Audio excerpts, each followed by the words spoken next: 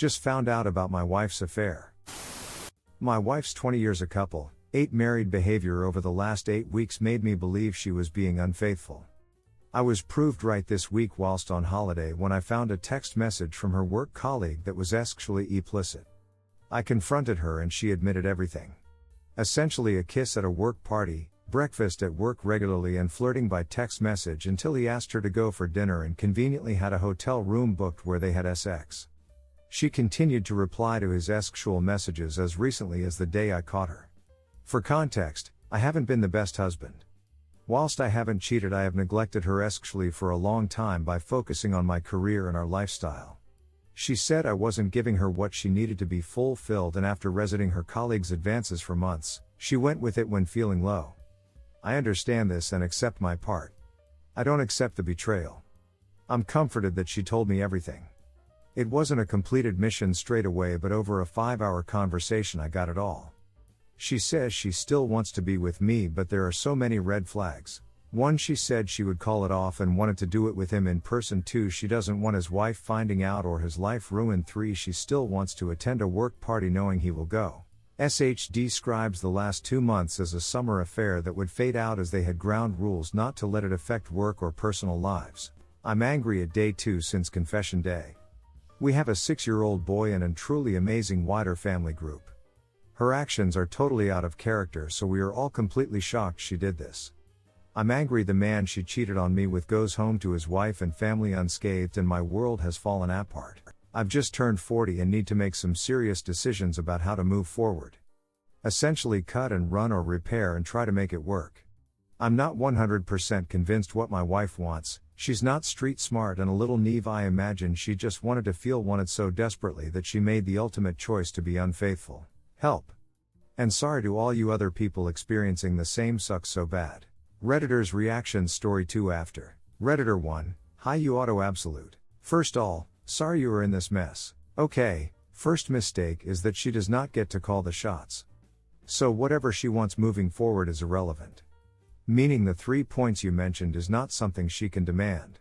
As you describe her current behavior, then it looks like she totally not remorseful about the affair. She is only remorseful of being caught. Right now what she is doing is damage control. All what happens next is not in her hand and not in her control. You are in control, and you must take control. You got one thing already right. You may have not been the best husband, but that is not a reason to cheat. There is never a reason to cheat. She could have sit you down and tell you about her feelings and that this is not working for her. Or she could have filed for divorce first and pursue another man after the divorce. There is really no reason to cheat. You need to take time in order to think about what you want, reconciliation, or divorce. Reconciliation will all depend on the work she is willing to put into the marriage and gaining your trust again. This is done by actions, not words. She must know that cheating has consequences. One of them being exposed. Exposed to her family, exposed to your family, exposed to friends. So you will be needing to tell everyone what has happened. The reason you need to tell it is because if she does it, then you will be the bad guy. Find the wife of the AP, and tell her. She has a right to know she has been cheated on.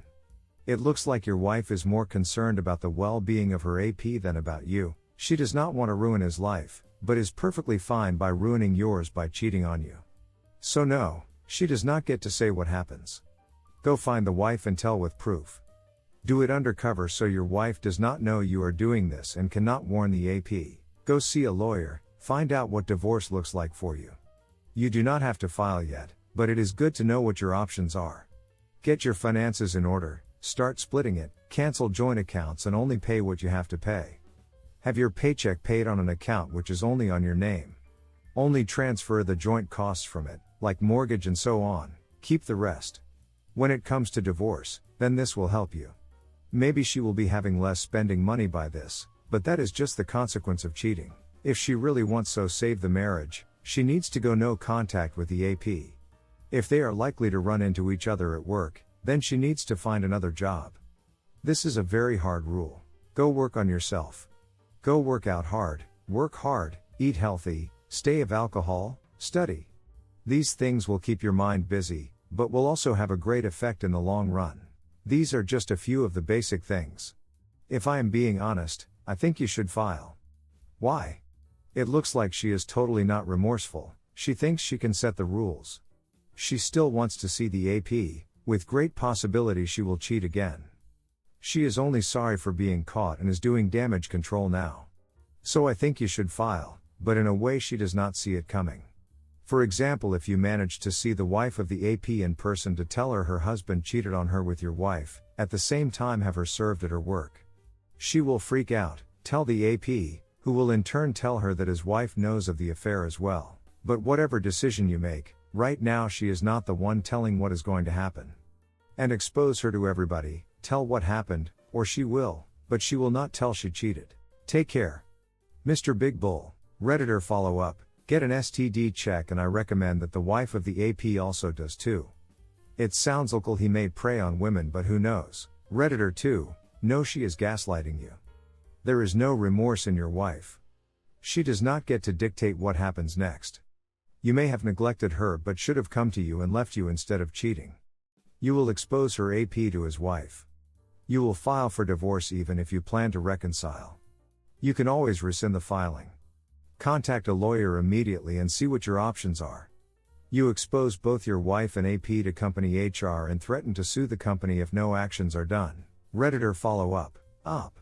Read and reread this line as much as you have to get it through your mind. She does not get to dictate what happens now. You trusted her to do that already and all it did was dictate that D in her mouth, P, and who knows where else they do. I'm being vulgar for a reason. This is what happened. You okay with that? Now it's your turn to lead the way and if she cannot handle it, good riddance. She is lucky you are still married at this moment. Please believe in yourself. I am so sorry this is who you have to be now. But you'll be okay. Just be strong and decisive and stick to your decisions no matter what, they will be better than hers. Redditor 3, not her first rodeo. Definitely. Tell OBS first always. Full disclosure or else it's TT. Story 2, light at the end of the tunnel after infidelity. Long time lurker. First time poster. My story, I 29M dated my ex 28F for 3.5 years, and it ended roughly 1 year ago. The relationship. Fairly typical relationship, hard to speak positively about it today, which began to get more toxic and difficult as COVID began 2-ish years into relationship. Eventually she broke up with me in June of 2021. Right before summer and her birthday. Wow, coincidence? Looking back, she liked to drink and party too much for a balanced person. This is where most of our issues resided and ultimately it is my belief that she left me to return to a party lifestyle. Unique to many stories on this forum, we didn't go our separate ways due to cheating. I found out later that she was cheating on various occasions. On vacations, at the bar, various ways. With he's just a friend. I never got the closure of her admitting anything or any real specifics other than enough detail from mutual friends and social media to know it happened more than once or twice. Admittedly, this keiled me inside, and finding out after we had already split, brought on a second wave of grief and pain. After we broke up, I went no contact immediately. She didn't reach out for over +5 months. In the initial stages of this, I was not doing well. Very depressed. Barely keeping my career intact. Eventually, I started to glow again. Took on challenges that I never had, started competing in boxing, lifting weights, grew a beard and was visibly in better shape. I started to not care if she reached out. This is when she did. Called me late one night after her ex, whom she monkey branched to after our relationship ended, beat her unconscious one night. She called me for a shoulder to cry on. At this point, I did help her. I gave her information for a women's shelter and abuse hotlines, etc. I did not meet her or allow her access to me at all. Kept it short and ended the call. A few short weeks later she showed up at my door, dressed like she was ready for a first date and wanted to try again. I didn't even open the front door. She didn't deserve even a short conversation. Moral of the story to everyone struggling: no matter how broken you are, you must work on yourself. Nobody is going to pick you up and the only revenge for your ex's actions is to love yourself. One day they might knock on your door. But the goal is not to wait for that day but to instead be the person they wish they could have. There is power in denying them. There is power in showing them that you are not what they thought you were, and their chance is gone. I have since done well in my dating life, perhaps better than I did in my early 20s. And with the experience from my ex, I have identified red flags in potential partners that I previously wouldn't have. I got something from all that pain. Some wisdom. Keep your heads up, people, because if you are here and survived infidelity, you are already winning, as you would never do that to someone else, and that makes you a solid person. Your ex will be this way forever, and their next partner is just a filler until they do the same again. Healthy relationships aren't built in the shadow of another relationship. I never thought I would make it here, and I wanted to share, as I know how close to the edge I was a short 12 months ago. Redditor's reaction story 3 after. Redditor 1. Dude. You're right. Before I met my ex, I told myself everyone talks about finding the perfect one, no one talks about being the perfect one. Work on being the perfect one. And I had my issues, and she claimed those issues lead her to cheat. Okay, so I'll work on them. Continue my career and be someone else's perfect one. Focus on me. Not what I lost.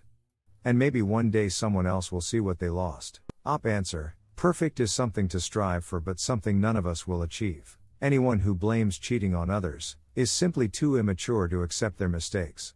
And if you don't accept your mistakes, you repeat them. Redditor 2, that is awesome. How were you able to even start glowing? I don't think I can make it at times. Op answer, it doesn't happen in one day or 1 month. But it happens because you make an effort every day and every month. Put yourself out there, find ways to meet people, expand your circle, do things you've always wanted, don't be confined by your comfort zone. My biggest progress came from my scariest leaps and decisions, fighting competitively in boxing for the first time. For example, I was so consumed with preparing for this fight, nothing else mattered, not my ex, not my previous pain. Nothing. Story 3, I'm feeling a lot of anger about this child M5 of my M39 wife's F39 affair that I've been talked into being a father figure for. This post is about me M39, my ex-wife F39, our 2 sons M7, M9, and the affair my ex-wife had that resulted in the end of our marriage, as well as a 3rd child, we'll call Max M5. I've been thinking about posting something like this for a few days. I have to admit that reading the recent post by You Throwaway No College 01 is the thing that's pushed me to sit down and try to type this out. I think that what I want to talk about is parenting stuff, but I'm going to start by talking about the affair and dissolution of our relationship. My wife confessed to the affair about a week after telling me she was pregnant. So, a week I'd spent excited about what I thought was going to be my child. Turns out, no. It was an emotionally pretty traumatic time. I might have been able to work through the infidelity, but made the ultimatum that she had to end the pregnancy. She was philosophically opposed to abortion, and I knew this. She stuck to her morals in that particular instance, and so I initiated a divorce. She has since married her affair partner. Regarding custody of our sons, there was a period of more conflict and resistance. I took the boys in the initial period of Max's infancy, and in the initial highly emotionally injured state I was in, I sought full permanent custody, but I wasn't likely to be successful, and I was eventually persuaded that despite the breakdown of my relationship with her, that it's in my sons' best interests to have their mother in their lives. Today, to the amazement of everyone else in my life, my ex and I remain cooperating partners in the parenthood of our children. For the last 2 years we've shared week-to-week custody of our 2 sons. This upcoming school year Max is going to be old enough to attend the same school. About a month ago I got sat down by my ex, her partner, and all 3 boys, and they all want Max to travel back and forth with the boys each week and effectively live with me 50% of the time. Seriously, there are some arguments for it, admittedly. The 3 boys are friends and brothers. As much as I resent it, splitting them up regularly does seem like a weird sibling dynamic that could have poor consequences. I'm angry with my ex for broaching the topic with the boys before me, but it's also an entirely reasonable thing for the boys to have an opinion on. I agreed. What was I supposed to say? No? Why not? I can't say because I hate that Max exists. So, I said okay. I do hate him. I know he doesn't deserve to be hated.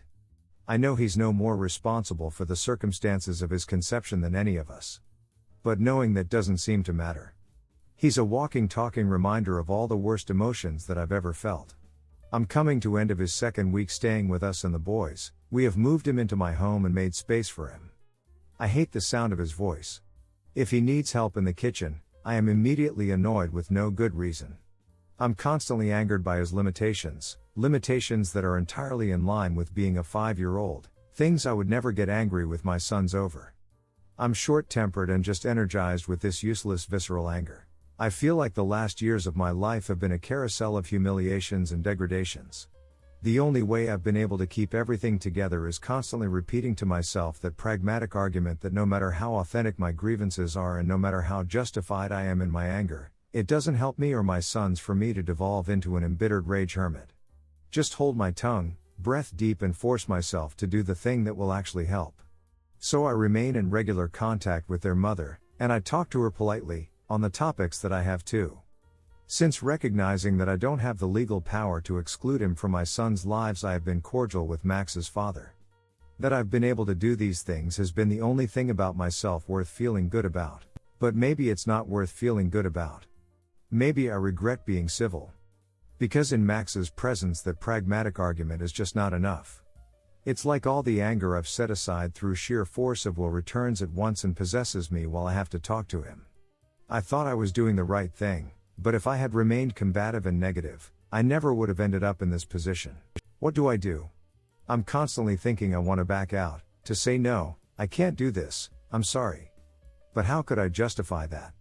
No one else in the situation will be happy with that. The boys certainly don't understand why there would be a reason for them to be treated differently based on their parentage. My oldest has told me so explicitly, in a moment that made me feel both proud of him and ashamed of my own anger. Their mother and her partner would be upset. Part of me doesn't care, and bitterly assumes they're just trying to get some free time for themselves out of this, but I'm trying not to dwell on that. My ex makes good arguments that this is in the best interests of all of the children.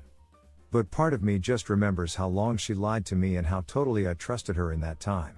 It seems like the only thing to do is the same thing I've ever done, suck it up and get over myself and my anger. But if I do that, then I have to actually do that. Even if I'm being a responsible babysitter for Max right now, he deserves to live in a home where he is loved, not merely tolerated. Can I do that? Maybe I can't do that.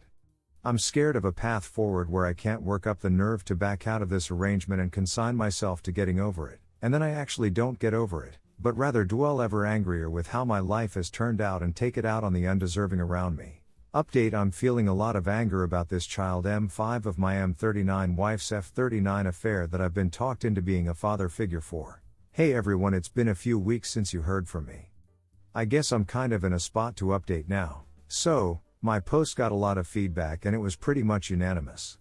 I heard from lots of people, parents and sons and daughters in blended families, people who'd been cheated on themselves, people who were Max in their own families, and you all told me what I should have been able to admit myself. That this was not normal, that no one had ever heard of an arrangement like this. I resolved to end the arrangement and met with my ex-wife and her partner to tell them a few days after I posted, midway through their custody week. Many people advised me to speak to my boys about it first, like my ex did to me, but I wanted to deliver the message before having to take Max again. I was thinking that it might be better to instead call them out on that behavior and try to get them to agree not to include the boys in that level of discussion before me. And then we could all sit down with the boys. The meeting did not go well. They were both pretty mad at me. I had tried to prepare for it to be uncomfortable. I told myself just to be polite and firm, that I didn't owe them an explanations beyond "I'm sorry, it's not working out." I guess he had made some career move based on this schedule that I was ducking up.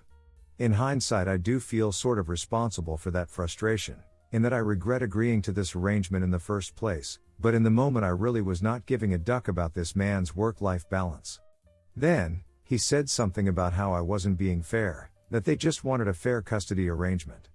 That made me very mad. Thinking about this all to type it out has my heart hammering. I have some different opinions on fairness. I said some pretty shitty, regrettable things to both of them, and then we were all screaming at each other for a while, and then I stormed out and I didn't talk to the boys. I didn't get to talk to my boys for several days until handoff. They immediately were asking about why Max wasn't with them, and I, prepared for it, held a more serious talk with them than I had up to this point. I talked about how it's great that they enjoy spending time with Max, but that I'm their father and that Max has his own father to spend time with. I also talked about how this whole spectacle of our lives is difficult for me, that I don't like having to spend only every other week with them. That their mother's decision to start another family with Max's father and Max still makes me sad. This is pretty awfully difficult stuff to talk about. I've been pretty strict with myself about not venting to my sons about their mother up until now, but effectively that's meant I haven't really talked about her or our breakup at all. If you can't say anything nice, as they say, trying to maintain that respect for their mother and also talk frankly about my own feelings is a difficult tightrope balance. I don't want to blame their mother, but I also don't want to not blame their mother, if you know what I mean. This would be one of the situations I identify as unfair, where the responsible thing is to never say anything disparaging or poisonous to my sons about their mother, my ex, but that means I have to describe the current state of affairs and what has happened to get here in a way that isn't disparaging to their mother and act like this is normal. She decided. I think I actually did a good job navigating the conversation. My sons absorbed it easier than I expected. A few weeks later and things with them are basically normal. I have had a few short conversations with my ex since our big embarrassing blow-up. I sort of feel like I want her to apologize for this whole thing, but also know that I'm not doing myself any favors waiting for that to happen. I think she remains upset with me, more for the things I said than the rejection of this arrangement with Max. Or maybe that's just projection, because that's what I feel guilty for. I also regret that the last time I spoke to Max was dropping him off before ending the arrangement. I don't know. I guess his mom has explained to him that she missed him too much to have him gone each week, but I don't know how sturdy that story will be.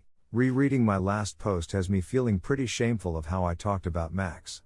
I know he doesn't deserve my sustained ire and that he's not going anywhere, so I'll have to be able to adjust to his presence.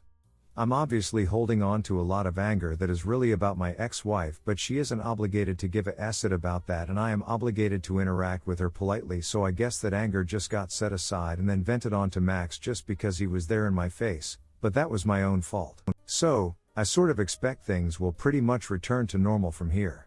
Contact with my ex is curt right now, but that'll loosen up. Thanks to almost everyone who commented or reached out to me. Redditor's reactions story 4 after. Redditor 1, seems like they wanted to live the single and free life every other week. Redditor follow up, yeah, they're being worried about fairer custody arrangements pretty much divulged that. Maybe ex-wife doesn't like to be tied down. I'm more surprised the husband made a career change based upon this arrangement. Ballsy move. Redditor 2, they want to talk about fairness? Holy fuck. Your ex-wife is totally without feeling. How could she ask that of you, unless she was heartless? Holy fuck. Redditor follow up, right? I'm legitimately angry for op. The nerve of these people. As if he owes them anything after what they put him through. It also seems pretty obvious from them needing to get the boys on board beforehand and the boys getting over it pretty quickly when the situation changed, that this was never something they cared that much for. This was all about the parent selfish wants to be kid-free half the month. Redditor 3, your wife legit seems like the spawn of Satan. Has a great family, duck gets pregnant by another guy, gets divorced, married AP, asks ex-husband to raise her kid even though he is single and has his own kids, gets mad when ex says no. I 100% believe this happened to you, but never in my life did I ever ducking this something like this would happen. Just co-parent and keep your contact with your ex to a minimum. There's no need to talk to the AP as well. Who gives a damn what his work schedule is like? He shouldn't have ducked your wife in the first place, and duck them for saying it's unfair. Life's ducking unfair. It's unfair for you to have to divorce your wife and then she asks you to raise her kid. Like, what has her family been doing through all of this? Did she burn bridges with her family when she had the affair and then married her affair partner? Story 4, I 35M caught my wife 29F rehearsing a speech for my funeral, got home early and heard my wife talking to someone at the study. She sounded upset. I thought she might be talking to her mom and didn't announce myself to give her privacy.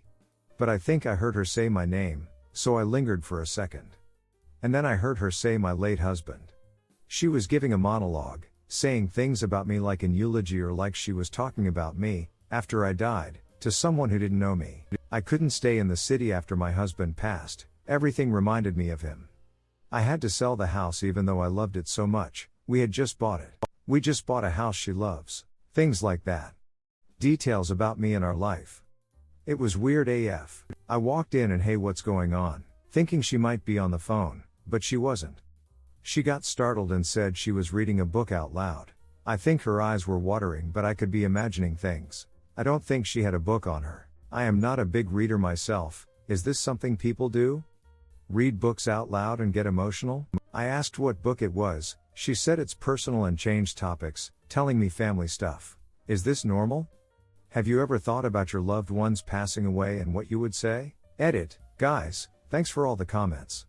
But I want to clear something out. This woman is a 5 feet 3 inches vegetarian who once cut herself in the kitchen and nearly fainted at the sight of her own blood.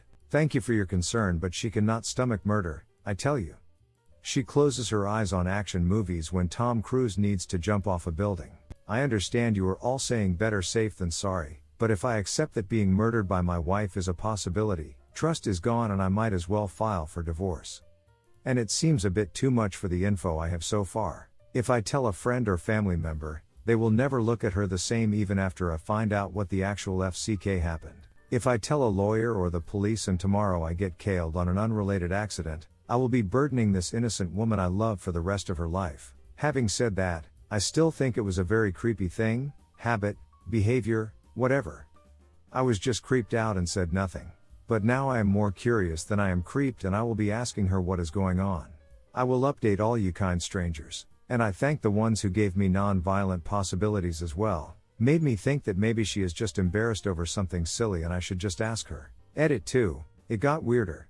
I looked through her browser history, not snooping, but details won't matter, and she is shopping for wedding dresses? She was also shopping for something I wanted for ages, so I guess that is cute. That she wants to get me something nice before whatever it is that's going on.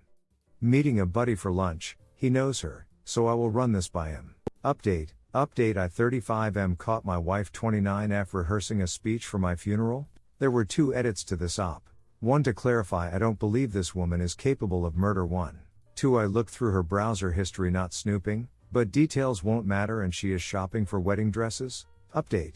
Met a buddy for lunch and told him the whole tale. He too found it morbid AF, but didn't see her committing first-degree murder. Asked me if I thought she could be having an affair. He has a history with weird stuff turning out to be cheater, so suggested I get a pie in case of cheating, and call my lawyer in case of murder. I said I'll consider it. But I know my wife, she is usually pretty shy.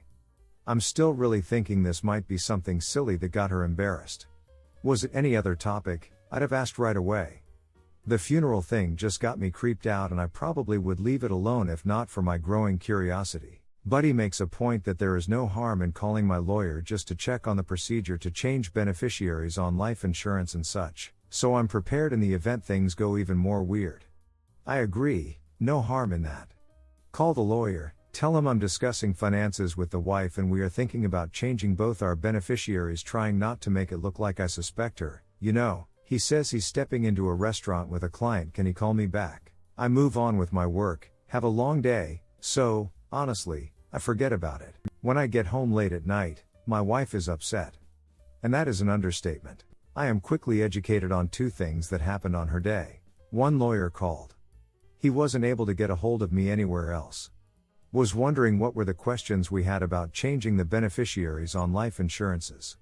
Wife had no idea what he was talking about. He seemed uncomfortable upon hanging up. 2 Turns out my buddy talked to his wife in confidence and told her everything. His wife told a couple of close friends in confidence as well. And on it went until the gossip reached a friend of my wife's who actually knew what was happening. She called my wife and told her she should talk to me ASAP. She is mortified, upset, hurt, confused, embarrassed. The whole deal. A little mad as well. Maybe more than a little. She tells me she joined a community theater, drama club, something, and will be playing a widow. The monologue is an acting exercise to tap into emotions. Which BTW is something many of you told me was a possibility, so thank you, you were right. Her friend, the one who knew what was going on, was the one who convinced her it would be a good idea to help her out with her shy personality. She lied about it being a book because she too thinks it is a creepy thing to do, and didn't feel like sharing at the time, since the whole drama club is something she was doing for herself. But she thought I only heard her speaking, as in her voice, not what she was saying. Had she known what I heard, she would have explained it. I ask her why didn't she tell me about the drama club. She looks at me like I have no business asking her another question for as long as we both shall live, not even about the weather. But she says it is her thing, and she even made her friend promise not to mention it because she didn't want all of us at one of the plays. We are a tight bunch until she was more comfortable on stage. I say she could have just told me, to which she replies with something like, "Are you telling me that you can keep something private that happens in our household to yourself without bringing all our friends into it?"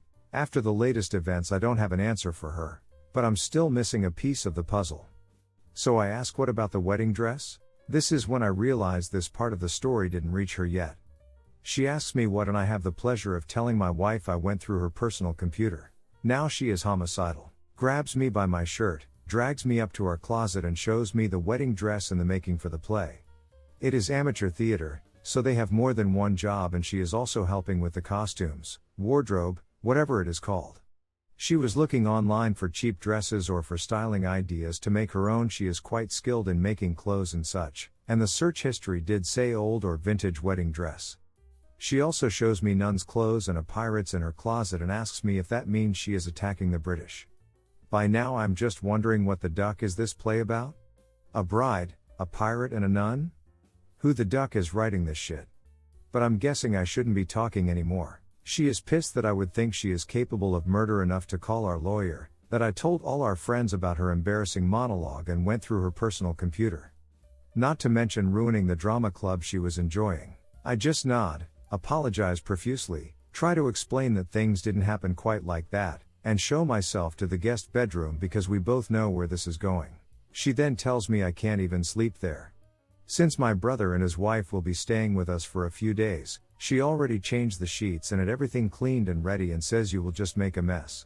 So last night I had the privilege of sleeping on the couch. Edit: just to be safe, I realize I took some liberties with my writing. Just to make it clear, I think she was more upset with the version of the story that reached her than the actual facts. It will take her a moment to process the stuff what actually happened, I told her. Also, she didn't use any literal physical violence against me. That was just bad writing on my part. You all be good, you wonderful people. Edit 2. People calling it bullshit made me smile. People saying the fact I didn't answer to those calls proves that it is bullshit made me smile some more. I mean, no disrespect, but I have a job, guys. Look, I had a weird problem and I want to say thank you to everyone who took a few moments of their days to help a stranger. I was creeped out and you all truly helped, so thank you. To the ones asking for more details. I mean, I could say my wife is a Pilates instructor who is most of her day to herself, that our study is a mess of fabric and half-made clothes so she could be working on costumes for the whole Cirque du Soleil, and I would still be oblivious. I could answer every single question you all have until my fingers went raw, but let's face it, it would be pointless. And I would have to share more personal details than I am comfortable with. I even mentioned on comments I kept some details and people out of the story for this very reason. So thank you to the ones who believed me enough to help. I read all the comments, though I couldn't answer them all. This update was for you, since I received more help than I thought I would, when I first posted. You guys were amazing. Thank you to the ones who called it bullshit as well. You guys keep this sub in check. It's part of the ride. And if you are neutral, but my story amused you, thank you for stopping by and you are welcome. To the ones suggesting I should post on Tifu, I might later if I get some time. I haven't read all the comments yet, not even close, but I will do my best too. Thanks Reddit.